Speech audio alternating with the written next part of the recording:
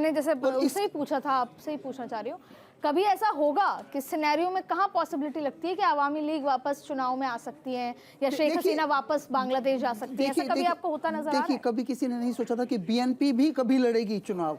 ऐसा इतिहास में होता रहा है, ये कोई नई बात नहीं है। और ऐसा भी होता है कि देखिए, राजनीति के अंदर कुछ भी संभव है, मतलब कोई अछूत नहीं है, कुछ भी कभी भी कहीं भी टाई अप हो सकता है। इसीलिए ऐसा कहना मुश्किल होगा कि कभी वापस नहीं आए। कभी किसी ने सोचा था कि तालिबान वापस आके सरकार बना लेंगे, ऐसा किसी ने नहीं सोचा था, लेकिन हुआ। अमेरिका को भागना पड़ा अफगानिस्तान से। मतलब यह कुछ सब कुछ संभव हो सकता है और होगा, भविष्य में होगा। लेकिन जो हालात फिलहाल हैं, अब आप बात कर रहे थे अभी बंगाल चुनावों से, जब हम बात कर रहे थे, आपको पूरी बात बताऊँ मैं, बीरभूम से लेकर रायगंज तक, मतलब वहाँ पे इस्लामपुर, कूच बिहार, आपका रायगंज, आपका मुर्शिदाबाद, धुलियान, औरंगाबाद, आपका ये फरक्का, ये जो पूरी बेल्ट है, ये टोटल, मतलब उसमें दाल खोला, ये जितनी मैं जगह के नाम ले रहा हूँ, ये टोटल पूरा ये देख लीजिए। जो बांग्लादेशी जो SIR है, सबसे ज़्यादा इफेक्ट इन्हीं पे पड़ेगा, क्योंकि बहुत सारे बांग्लादेशी यहाँ आकर बसे हुए थे और इनके हटने इसका पूरा इफेक्ट आने वाले चुनावों में आप देखेंगे। क्योंकि जितनी जो कटे हैं, नाम कटे हैं, सबसे ज़्यादा इसी बेल्ट से कटे हैं। मतलब ये पूरी बेल्ट के अंदर आप देखेंगे तो आज मुर्शिदाबाद तो खैर धुलियान वगैरह ये सारा बॉर्डर एरिया है, पूरे यहाँ से काफ़ी लोग बड़ा इजी तरीके से, बहुत ही आसान तरीके से आते जाते रहे हैं।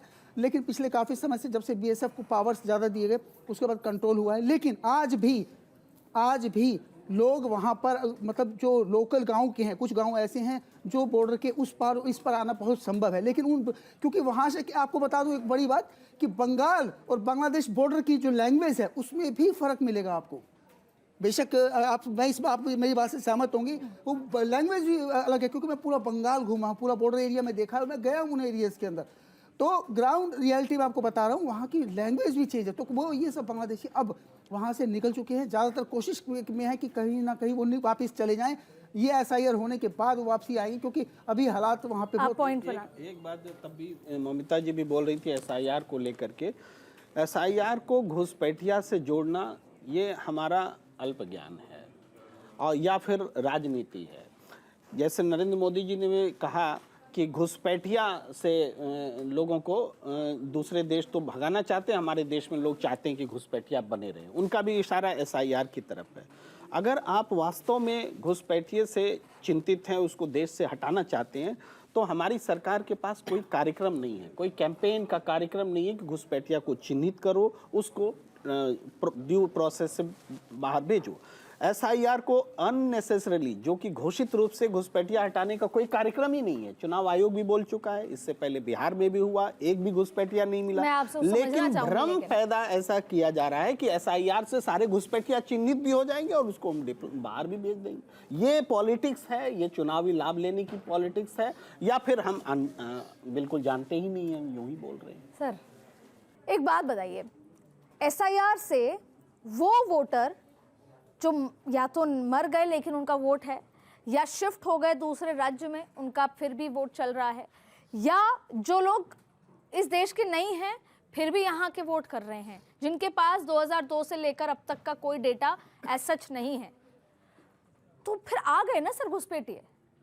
अब मैं फिर रिफ्रेश करना चाहूँगी, मैं तो बंगाल का सबसे बड़ा उदाहरण लेती हूँ, बिहार का ले लेती हूँ, उस इलाकों का ले लेते हैं, थोड़ा बहुत राजस्थान, सारे बॉर्डर, गुजरात की बात कर लेते हैं। भाई जैसे ही SIR की बात हुई, क्यों वो लोग जो मॉडर्न टाउन में रहते थे, बड़ी कॉलोनी, वो खाली हो गई।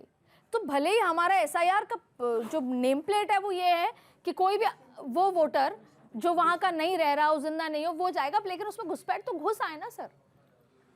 सफाई हो रही है ना, हमारा उद्देश्य कुछ भी हो, सफाई तो हो रही है ना सर। एक बात मैंने पहले भी कहा कि बिहार में एक भी घुसपैठिया नहीं मिला, SIR हो गया। दूसरी बात, वो सारे फैक्टर्स जो हम बता रहे हैं कि SIR के में जो जिसको वोटर लिस्ट में नहीं होना चाहिए वो हट जाएगा, हम बता रहे हैं। लेकिन आज भी, अभी आज की ताज़ा खबर है कि चुनाव आयोग ने ये मान लिया है कि वो सॉफ्टवेयर जिसने कि डिलीशन किया है उसमें खामी है और उसमें किसी का नाम का व्याकरण गलत, वर्तनी गलत होने के कारण, या फिर वो वीमेन जिनका टाइटल बदल जाता है, या दूसरे कारणों से भी ये नाम डिलीशन हुए हैं। तो जो डिलीट हुए हैं भाई एडिशन का जो मकसद, एसआईआर का मकसद ही बदल गया। अब डिलीट करना, और आप धोखा दे रहे हैं देश को कि नहीं हम तो घुसपैठिया डिलीट कर रहे हैं, और सच नहीं है। घुसपैठिया डिलीट करने के लिए कार्यक्रम लाइए, लेकिन आप घुसपैठिया नहीं डिलीट कर रहे हैं। आप क्या जेन्युइन वोटर्स को एक खराब सॉफ्टवेयर से डिलीट करके हर मतदाता का अधिकार छीन रहे हैं। एक भी मतदाता का अगर अब वोटर है और उसका नाम हट जाता है तो ये देश के साथ में, उस मतदाता के साथ में देखिए बिहार के तो आंकड़े नहीं आए अभी। जी, अगर आपकी बात मान भी ली जाए, आप ये समझिए कि मान ही लीजिए, मान ही क्यों लीजिए, मान लेते हैं, लेकिन एक बात बताइए, लिखा होता है आप कैमरे की नजर में हैं, उसके बाद चोर की आधी हिम्मत घट जाती है, उसको पता है कि मेरी वीडियोस में मेरी फोटो आ जाएगी, तो उसके बाद उसमें जब डर पैदा किया जा सकता है, जो घुसपैठ हो रही है उसे रोका जा सकता है। दूसरा, वो लोग फॉर्म नहीं भर रहे जो घुसपैठी हैं, उनको पता है हम पकड़े जाएंगे, तो कहीं ना कहीं उसका इफेक्ट तो पड़ता है। बेशक से आप लाख मानिए कि घुसपैठियों, इसका मैं निर्मला जी के उससे उदाहरण दे देती हूँ आपको। बहुत सारे लोगों के पास सिर्फ एक इन्फॉर्मेशन गई कि अगर आपने कोई ऐसा पैसा पॉलिटिकल पार्टी को दिया है या ऐसा कोई पैसा है जो टैक्स फ्री करने की कोशिश की है तो आप कर लीजिए, अभी आपको 30 दिन का टाइम है। मैंने इतने सारे लोग देखे, नहीं तो फिर आप पे कार्रवाई होगी। तो बहुत सारे लोग मैंने देखा कि उन्होंने हिसाब किताब बिठा लिया कि अरे फालतू कार्रवाई हो जाएगी, जबकि वो ऑटो जनरेटेड मैसेज है बस।